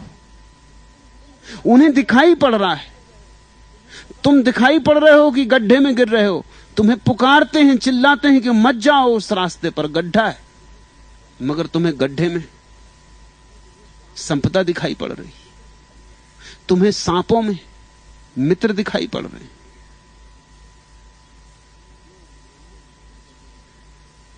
जो माने तो मानी। सुंदरदास कहते हैं मान सको तो मान लो, सुन सको तो सुन लो, आ सको मेरे पास तो आ जाओ, इसका स्वाद थोड़ा ले सको तो ले लो। सुंदर नदी प्रवाह में मिलो काट संयोग, आपको वही गए त्यों कुटुंब सब लोग। जिनमें तुम भटके हो, भरमाए हो अपने को, मित्र हैं, परिजन हैं, भाई बंधु हैं, मां पिता हैं, पति पत्नी हैं, बच्चे हैं, जिस परिवार में तुम अपने को उलझाए हो, ये सिर्फ समय गंवाया जा रहा है। इस उलझाव को जिंदगी का सब कुछ मत समझ लो, इस खेल को जीवन का सार मत समझ लो। सुंदर नदी प्रवाह में मिलो काट संयोग, ये तो ऐसा ही है जैसे लकड़ी के दो टुकड़े नदी में बहते बहते मिल जाएं अचानक, फिर बिछड़ जाएं। आपको बही गए, फिर विदा हो जाएंगे, फिर अपने अपने रास्तों पर चले जाएंगे। सुंदर बैठे नाव में कहूं कहूं ते आई, पार भय कथू गए त्यों कुटुंब सब जाई। जैसे नाव में बैठते हैं यात्री, न मालूम कहां कहां से आकर, घड़ी भर को साथ हो जाता है, फिर नदी पार हो गए, फिर उतर उतर के अपने अपने रास्तों पे चले जाते हैं। तुम्हारी पत्नी से तुम्हारी पहले कभी पहचान थी? सोचते हो फिर कभी पहचान हो पाएगी? अभी कुछ ही दिन पहले सुप्रीम कोर्ट के एक जस्टिस मिलने आए, भले और प्यारे आदमी। पत्नी मर गई तो बहुत दुखी। 2 वर्ष बीत गए पत्नी को मरे हुए, मगर उनका दुख का घाव उन्हें सुखाए डाल रहा, जलाए डाल रहा। सीधे साफ आदमी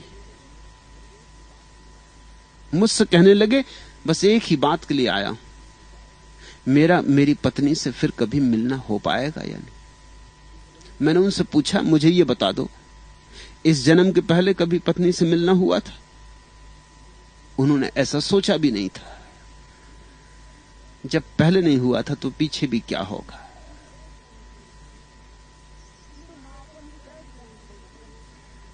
ये तो नाव पर हम बैठ गए हैं थोड़ी घड़ी को। तुम कहां से आए, मैं कहां से आया, हम बड़ी बड़ी दूर से आए। अलग अलग रास्ते हैं हमारे, अलग अलग जीवन पथ। ये थोड़ी देर नाव पर बैठ गए, दोस्ती भी बन गई, मित्रता भी बनी, पति पत्नी भी बने, बच्चे भी हुए, सब हुआ। फिर नदी किनारे पे लग जाएगी, सब उतर पड़ेंगे, अपने अपने रास्ते पे चले जाएंगे। मौत सबको विदा कर देगी। जन्म ने जोड़ दिया, मौत विदा कर देगी। जन्म इस घाट को समझो, मौत उस घाट को समझो। इस जीवन को थोड़ी देर नाव पर बैठ गए, बस इतना समझो। इसमें ही उलझ मत जाओ, कुछ पहले की याद करो। ज़ैन फकीर कहते हैं, याद करो उस चेहरे की जो तुम्हारा तब था जब तुम पैदा नहीं हुए थे, जब तुम्हारे मां बाप भी पैदा नहीं हुए थे। याद करो उस चेहरे की जो तुम्हारा तब होगा जब तुम मर जाओगे। अपने मूल को पहचानो, क्योंकि वही चेहरा परमात्मा का चेहरा है। सुंदर पक्षी वृक्ष पर लियो बसोरा आनी, रात ही रहे दिन उठ गए त्यों कुटुंब सब जानी। सांझ को देखते वृक्षों पर पक्षी आके इकट्ठे हो जाते, बड़ा शोरगुल मचता है, बड़े झगड़े झांसे हो जाते, किसकी जगह किसने ले ली, कौन किसकी डाल पर बैठ गया। फिर थोड़ी देर में सब सन्नाटा हो जाता, रात सब सो गए, सुबह होगी, सूरज उठेगा, पक्षी जगेंगे, फिर चल पड़ेंगे अपने अपने यात्रा पथों पर। ऐसा ही यह संसार है। सुंदर यह अवसर भलो भजिले सिरजनहार, जैसे ताते लोह को लेत मिलाई लुहार। समझकर, देखकर कि ये मिलना तो 4 दिन का है, इसी में सब गंवा नहीं देना है। इस परम अवसर का उपयोग कर लो, और एक ही उपयोग है, उसको खोज लेना जिसने बनाया, उसको खोज लेना जो मैं हूं, उसको खोज लेना जो इस जीवन की आधारशिला है, जो मेरा स्वभाव है, स्वरूप है। सुंदर यह अवसर भलो भजले सृजनहार, जैसे ताते लोह को लेत मिलाई लुहार। लुहार को देखा, लोहे को गर्म करता है, सुर्ख करता है, आग जैसा, और फिर 2 लोहे के टुकड़ों को मिला देता है। ऐसा ही इस जीवन का उपयोग कर लो। जीवन एक ऊर्जा है, एक गर्मी है। अगर चाहो तो यह परमात्मा से मिल सकती, लेकिन अभी ठंडा होकर नहीं मिल पाएगी। अक्सर लोग बुढ़ापे की राह देख रहे हैं, तब सोचते हैं परमात्मा की याद करेंगे, तब लोहा ठंडा हो जाएगा। कुछ लोग तो सोचते हैं जब मर रहे होंगे, बिल्कुल बिस्तर पर पड़े होंगे, तभी कर लेंगे याद। इतनी जल्दी क्या है, अभी तो भोग लें, 4 दिन का राग रंग देख लें। मरते वक्त लोग गंगा जल पिलाते, वो आदमी मर रहा, उसे अब कुछ होश भी नहीं कि तुम क्या पिला रहे हो। मरते आदमी को लोग वेदों का पाठ सुनाते, उसे कुछ सुनाई नहीं पड़ता, अब उसके कान डूबे जा रहे। जब जिंदगी गर्म हो, जब जिंदगी युवा हो, तभी खोज लेना। मेरे पास लोग आ जाते हैं, वो कहते हैं आप युवकों को सन्यास दे देते। मैं उनसे कहता, सन्यास मूलतः युवक का ही गुणधर्म है, क्योंकि जब लोहा गर्म हो, जब जीवन तप्त हो और ऊर्जा से भरा हो, जब जीवन में तूफान की क्षमता हो, जब जीवन में अन्वेषण का उपाय हो, जब अभियान कर लेने के लिए चुनौती स्वीकार करने का साहस हो, तभी ठंडे हो गए सब, मुर्दा हो गए सब। फिर तुम तो राम राम ना कह पाओगे। दूसरे लोग कहते हैं ले चले अर्थी पे रख के तुमको, ले जाएंगे लोग अर्थी पे रख के तुमको, वो कहेंगे राम नाम सत्य। और इन सज्जन ने जिंदगी भर ना कहा राम नाम सत्य। ये भी खूब मजा है। जिंदगी थी तब राम नाम सत्य नहीं था, तब और सब चीजें सत्य थी राम नाम को छोड़कर। अब मर गए, अब लोग चिल्ला रहे हैं दूसरे कि राम नाम सत्य, वो भी अपने लिए नहीं कह रहे हैं। तुम्हें ठंडा करके घर लौट के वो भी उसी को सत्य कहेंगे जिसको तुम जिंदगी भर सत्य कहते रहे। वो भी प्रतीक्षा करेंगे, कभी फिर कोई 4 आदमी उनको उठाएंगे, तब वो कह देंगे राम नाम सत्य। राम को तुमने उधार छोड़ रखा है, तुम ही को पुकारना होगा।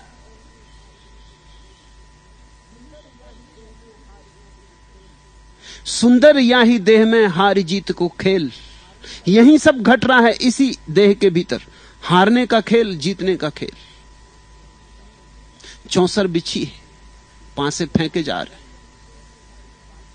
किस बात को हार कहते हैं सुंदर, किस बात को जीत कहते हैं।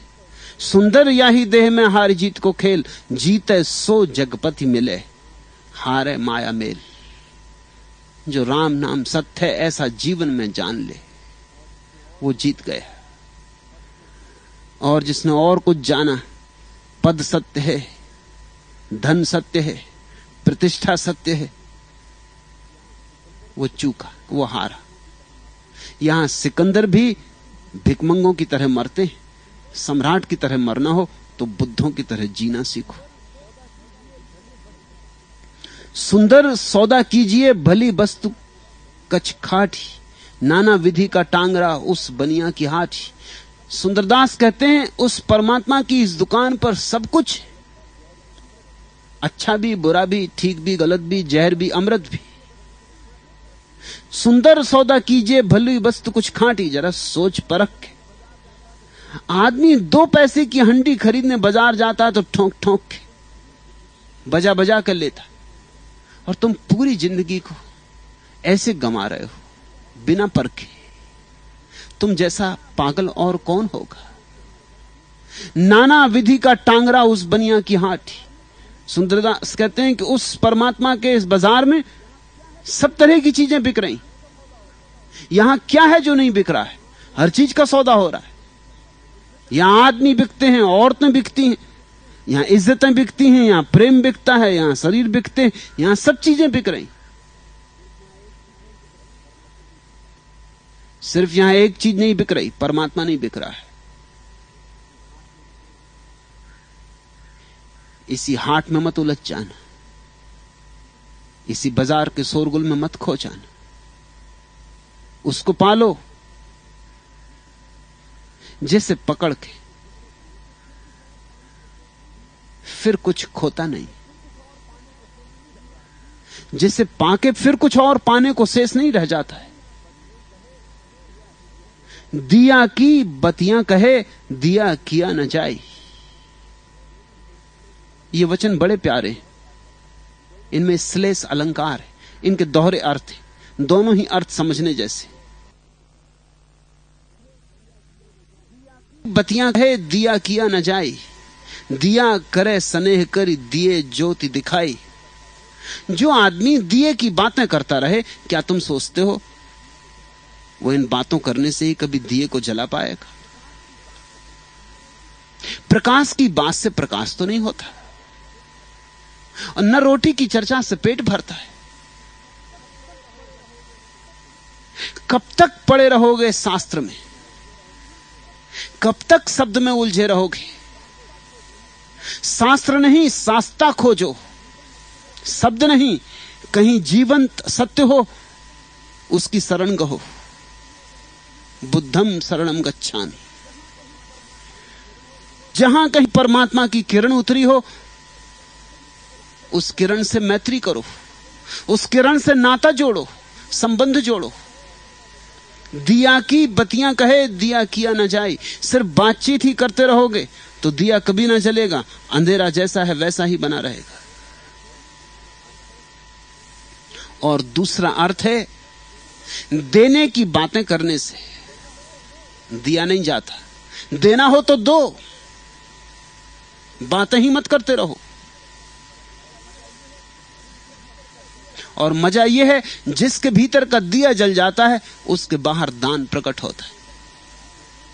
इसलिए इसलिए अलंकार का उपयोग किया है। जिसके भीतर रोशनी होती है वो बाहर रोशनी बांटने लगता है। करेगा क्या? परमात्मा उसे देता है, वो औरों को देता है। जितना देता है उतना भीतर की संपदा बढ़ती है, जितना बांटता है उतना साम्राज्य बड़ा होता है। दिया करे स्नेह करी दिए ज्योति दिखाए। और अगर भीतर का दिया जलाना है तो तेल खोजना पड़ेगा। भीतर का दिया, भीतर का प्रकाश प्रार्थना के तेल से जलता है। और फिर दिया जल जाए तो भीतर सब दिखाई पड़ने लगता है, जैसा है वैसा ही दिखाई पड़ने लगता है। फिर राम नाम सत्य, जीते जी राम नाम सत्य। दूसरा अर्थ, दिया करे स्नेह करी। अगर देना हो तो प्रेम से देना। प्रेम से दिया गया हो तो ही दान में रोशनी होती। अगर किसी और कारण से दिया तो दान व्यर्थ हो गया। तुमने अगर इसलिए दिया कि स्वर्ग मिले तो तुम चूक गए। तुमने अगर इसलिए दिया कि प्रतिष्ठा मिले, तुम चूक गए। तुमने मंदिर बनाया और पत्थर लगवा दिया नाम का, तुम चूक गए। देना हो तो देने के आनंद से देना, जिसको दिया हो उसके प्रति प्रेम से देना। सिर्फ प्रेम के कारण ही देना, और कोई कारण ना हो, पाने की कोई आकांक्षा ना हो, तो तुम्हारे जीवन में बड़ी रोशनी होगी, बड़ा प्रकाश होगा। एक कंजूस आदमी तालाब में डूब रहा था। किनारे खड़े एक आदमी ने अपना हाथ बढ़ाकर कहा, भाई मैं तुम्हें खींचता हूं, मुझे अपना हाथ दो। लेकिन यह देखकर आश्चर्यचकित रह गया कि उस आदमी ने अपना हाथ नहीं बढ़ाया। तब पास ही खड़े मुल्ला नसरुद्दीन ने उसे समझाया, भैया इन्होंने अपनी तमाम जिंदगी में दूसरों से लिया है, किसी को कभी कुछ दिया नहीं।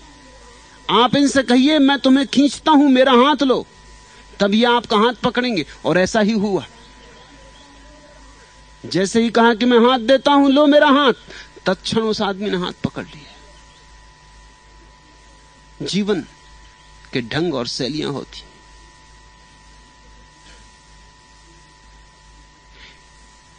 एक भाषा सीखने के हम धीरे धीरे अभ्यस्त हो जाते। लोभी देता भी है तो कुछ और सौदा कर लेने के लिए। स्वर्ग में सही, एक पैसा देता है तो सोचता है कितना मिलेगा। एक आदमी मरा, स्वर्ग पहुंचा, खाते बही खोले गए। देख दाख की उस आदमी से पूछा, भाई तुम्हारे नाम का कुछ पता नहीं चलता, तुमने कभी किसी को कुछ दिया? क्योंकि जो देते हैं उनके ही नाम यहां लिखा होता। उसने कहा मैंने दिया। एक बुढ़िया को मैंने 3 पैसे दिए थे, बहुत खोजबीन करने से मिला, दिए थे जरूर उसने। वो देवदूत भी थोड़ा परेशान हुआ कि 3 पैसे दिए थे इस आदमी ने, अब इसको कहां स्वर्ग में जगह दें। 3 पैसे में स्वर्ग बड़ा सस्ता हो जाएगा। उसने अपने सहयोगी से पूछा, असिस्टेंट से, कि भाई क्या करें? उसने कहा इसके 3 पैसे वापस लौटाओ, नरक भेजो। 3 ही पैसे दिए थे। देवदूत ने खीसे से 3 पैसे निकाल कर उस आदमी को दिए। उस आदमी ने कहा ब्याज। आदमी तो आदमी है, न मिले स्वर्ग मगर ब्याज।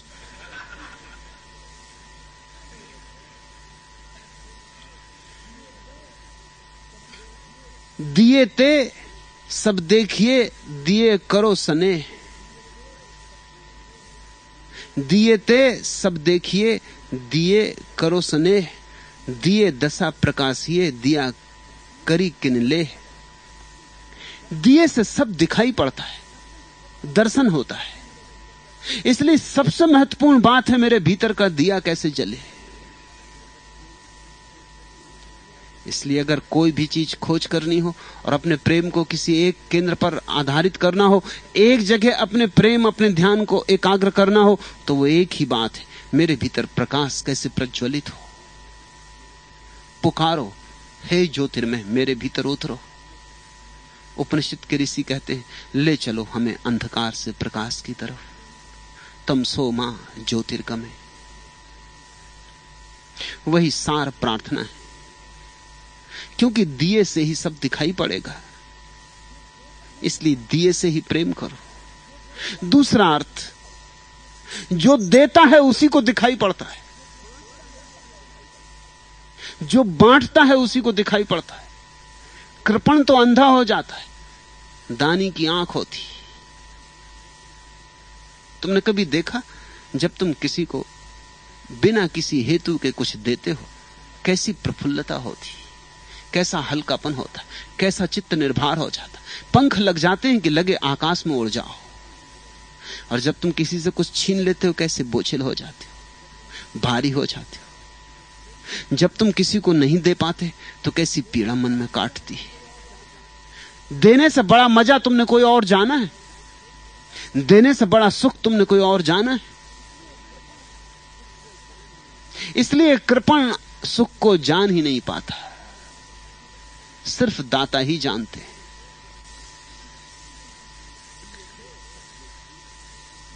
दिए ते सब देखिए, दिए करो स्नेह, इसलिए देने की कला सीखो। और ध्यान रखना, सुंदरदास ये नहीं कह रहे हैं कि देने से तुम्हें स्वर्ग मिलेगा, इसलिए सुंदरदास कह रहे हैं देने में स्वर्ग है, देना स्वर्ग है। मिलने की बात छोड़ो, भविष्य नहीं है कुछ, वर्तमान के क्षण में ही तुमने जब भी किसी को प्रेम से कुछ दिया है, तभी तुमने पाया है स्वर्ग के द्वार खुले। दिए दशा प्रकाशिए, दिया करे कि नहीं ले। दिए से, प्रकाश से तुम्हारी वास्तविक दशा का बोध होगा कि तुम कौन हो। तुम परमात्मा हो, तत्वमसि। तुम परमात्मा से इंच भर कम नहीं, रत्ती भर कम नहीं, जरा भी छोटे नहीं। उपनिषद कहते हैं उस पूर्ण से ही पूर्ण प्रकट हुआ, उस पूर्ण में ही पूर्ण लीन होता है। और जब हम उस पूर्ण से पूर्ण को भी निकाल लें, तब भी पीछे पूर्ण ही शेष रहता है। ऐसा मत सोचना कि तुम्हारे भीतर परमात्मा अंश अंश में प्रकट हुआ है। तुम प्रत्येक पूरे के पूरे परमात्मा हो। परमात्मा पूरा का पूरा उतरा है। लेकिन ये पहचान कहां हो? भीतर तो अंधेरा छाया है, दिया जलाओ। और ये पहचान कैसे हो? भीतर तो हम बड़े कृपण हो गए हैं, हम देना ही भूल गए, और हम देना भूल गए हैं तो परमात्मा हमें नहीं दे पाता। जैसे कोई किसी कुएं से पानी ना उलीचे तो उसमें नए झरने पानी नहीं लाएंगे, झरने बंद हो जाएंगे। पानी उलीचो तो नए झरने आए, खुले। उलीचते जाओ पानी और कुएं में नया जल आता जाए। न उलीचोगे सड़ जाएगा जल, मर जाएगा जल। उलीचते रहोगे जीवंत रहेगा, स्वच्छ रहेगा, प्रवाहमान रहेगा। ऐसे ही जो देता है बांटता है। जो जिसके पास है, प्रेम है प्रेम बांटो, ज्ञान है ज्ञान बांटो, ध्यान है ध्यान बांटो। जो जिसके पास है बांटो, पकड़ो मत। मौत तो वैसे ही आके सब छीन लेगी, इसके पहले बांटो तो तुम्हें अपने भीतर के मूल स्वरूप का पता चलना शुरू हो जाए, क्योंकि तुम्हारे भीतर परमात्मा के झरने प्रवाहित होने लगे। दिया राखे जतन सो, दिए होई प्रकाश। और दिए को संभालना पड़ता है जतन से। देखा तुमने, कोई चली महिला तुलसी के चौरे पर दिया चढ़ाने, तो आंचल में संभाल के चलती दिए को, उसका नाम जतन। बुझ जाए नहीं तो हवा का झोंका आ जाए। छोटा सा दिया है, और जब शुरू शुरू में जलता है तब तो बड़ा छोटा होता है। दिया राखे जतन सो, दिए होई प्रकाश। दिए पवन लगे अहम, दिए होई विनाश।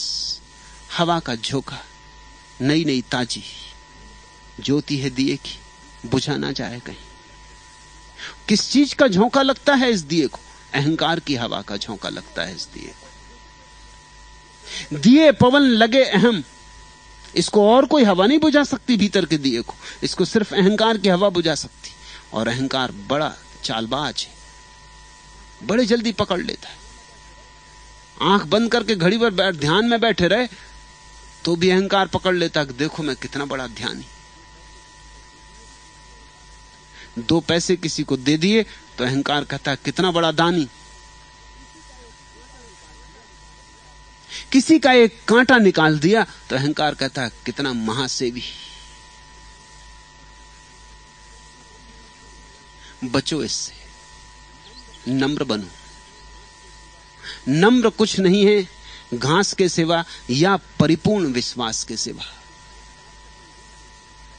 परिपूर्ण विश्वास का अर्थ है मैं हूं ही नहीं, परमात्मा है। दिए राखे जतन सो, दिए होई प्रकाश। और दूसरा अर्थ कि जो भी दिया हो उसको जतन से देना। ऐसे मत दे देना कि दूसरे का अपमान हो जाए। ऐसे मत दे देना कि दूसरा छोटा अनुभव करने लगे। इस ढंग से मत देना कि देखो कितना दे रहा हूं। जतन से देना। जिसको दो उसको चोट ना लगे, जिसको दो उसको ऐसा न लगे कि छोटा हो गया, भिखारी हो गया। इस दुनिया के सबसे बड़े दाता वही है जो देते भी हैं और जिसको देते हैं उसे पता भी नहीं चलने देते, उसे कानो कान खबर भी नहीं होती कि उसे कुछ दिया गया है। दिया राखे जतन सो दिए होई प्रकाश। अगर इस तरह दोगे तो तुम्हारे देने से बड़ा प्रकाश होगा। दिए पवन लागे अहम, दिए होई विनाश। और कहीं देने के इस मन में अहंकार न पकड़ ले कि देखो मैंने इतना दिया, मैंने इतना किया। लोग अक्सर यही बात करते दिखाई पड़ते हैं, मैंने इतना दिया, मैंने इतना किया, और मैं तो नेकी ही नेकी करता रहा और लोग मेरे साथ बदी कर रहे हैं। सूफी फकीरों ने कहा है, नेकी कर और कुएं में डाल। करना और भूल जाना, याद मत रखना, याद रखा कि खराब हो गया सब। नेकी करने की बात है और भूल जाने की, विस्मृत हो जाने की। पीछे उसकी याद भी मत करना, नहीं तो अहंकार उस पर हावी हो जाएगा। अहंकार की हवा जैसे दिए को बुझा देती, ऐसे ही अहंकार तुम्हारे दान को लीप पोत के मिट्टी कर देता, कूड़ा कचरा कर देता है। साईं दिया है सही, इसका दिया नहीं। ध्यान रखो, जो कुछ दिया है उसका दिया है। साईं दिया है सही, सब परमात्मा का दिया है। अपना दिया क्या है? तुम लेके क्या आए थे? तुम स्वयं भी उसके ही दान हो, तुम स्वयं भी उसकी ही एक धार हो। उसने तुम्हें इतना दिया है और तुम जरा सा देने में अकड़ जाते हो। साईं दिया है सही, इसका दिया नहीं। एक अर्थ कि सब परमात्मा का दिया है, मेरा दिया क्या, तो अहंकार खड़ा ना होगा। और दूसरा अर्थ, साईं दिया है सही, रोशनी तो सब उसकी है, प्रकाश उसका है, हम तो अंधेरे। हमारा क्या प्रकाश होगा? मैं जहां है वहां अंधकार है, अहंकार अंधकार है, और जहां निरअहंकार है वहीं प्रकाश है। निरअहंकार में परमात्मा का प्रकाश उतरता है। तुम जब शून्य होते हो तब पूर्ण उतरता है। यह अपना दिया कहे, दिया लखे न माही। शोरगुल ना मचाओ कि मैंने दिया, जरा भीतर तो देखो कि सब उसका दिया है। तुम जो दे रहे हो वो भी उसका दिया है, तुम सिर्फ बीच के एक उपकरण हो। रोशनी भी तुम्हारे भीतर जो जलेगी वो भी तुम्हारी जलाई हुई नहीं है, उसकी ही जलाई हुई है। तुम तो सिर्फ विस्मरण कर बैठे हो, तुम तो भूल बैठे हो। तुमने तो पीठ कर ली है दिए की तरफ, दिया तो जल ही रहा है। जरा लौटो अपनी तरफ और तुम पाओगे कि ज्योति सदा से मौजूद थी, मैं ही भूल बैठा था। परमात्मा को पाना ऐसा नहीं है कि हमने उसे खो दिया है और अब पाना है, बल्कि ऐसा है कि हम उसे पाए ही हुए बैठे और विस्मरण हो गया है, सिर्फ स्मरण। साईं आप या दिया माही सने, वही दे रहा है, वही भर रहा है हमारे भीतर के जीवन के दिए को तेल से, वही भर रहा है हमारे जीवन के हृदय को प्रेम से, वही बांट रहा है, वही रोशनी है। साईं आप दिया किया, दिया माही सने, दिए दिए होत है सुंदर जिया दे। सुंदरदास कहते हैं, उसने मेरे गुरु को दिया, गुरु ने मुझे दिया, मैं दूसरों को दे रहा हूं। दिए दिए होत है, ज्योति से ज्योति जले, सुंदर जिया दे। और सुंदर कहते हैं, इस देने की प्रक्रिया का मैं अंग बन गया, धन्य भाग्य। इस श्रृंखला का मैं भी भागी हूं, मैं भी इस श्रृंखला की एक कड़ी हूं, बस इतना मेरा धन्य भाग। मैं भी एक बांस की पोली बांसुरी हूं, उसके स्वर मेरे भीतर से भी उतरे, इतना मेरा धन्य भाग। गीत मेरे नहीं है, गीत उसके, गाया उसने। ज्यादा से ज्यादा मेरा गुण इतना है कि मैंने बाधा नहीं दी। मेरे गुरु ने मुझे जगाया, मैंने औरों को जगाया। औरों से कहूंगा तुम औरों को जगा देना, जगाते जाना। लेकिन सब रोशनी उसकी है, उसकी ही एक धारा बह रही, और सब प्रेम उसका ही है, उसका ही प्रेम बट रहा है। ये सारा जगत उसका ही प्रकाश और उसके ही प्रेम का।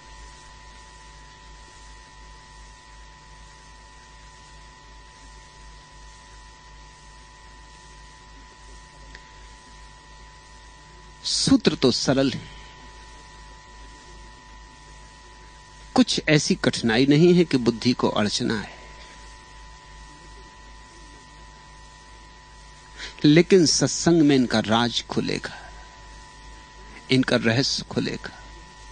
सत्संग में यही सूत्र तुम्हारे मुंह में पड़ी हुई मिश्री की डली हो जाएंगे, इनका स्वाद खिलेगा, स्वाद खुलेगा। अभी तो तुमने समझा बुद्धि से, हृदय से भी समझना होगा, तभी अस्तित्व में हो जाती हैं सारी बातें, और तब ये औरों की नहीं रह जाती। फिर सुंदरदास ने कहीं ऐसी नहीं, फिर जैसे तुम्हारी ही बात किसी और ने तुम्हारे मुंह से छीन के कह दी ऐसी हो जाती। इन सूत्रों पर ध्यान करो, इन सूत्रों में मगन हो, इन सूत्रों में नाचो, मतमस्त हो। इन सूत्रों में कुंजियां छिपी जो उसके मंदिर का द्वार खोल सकती। आज इतना।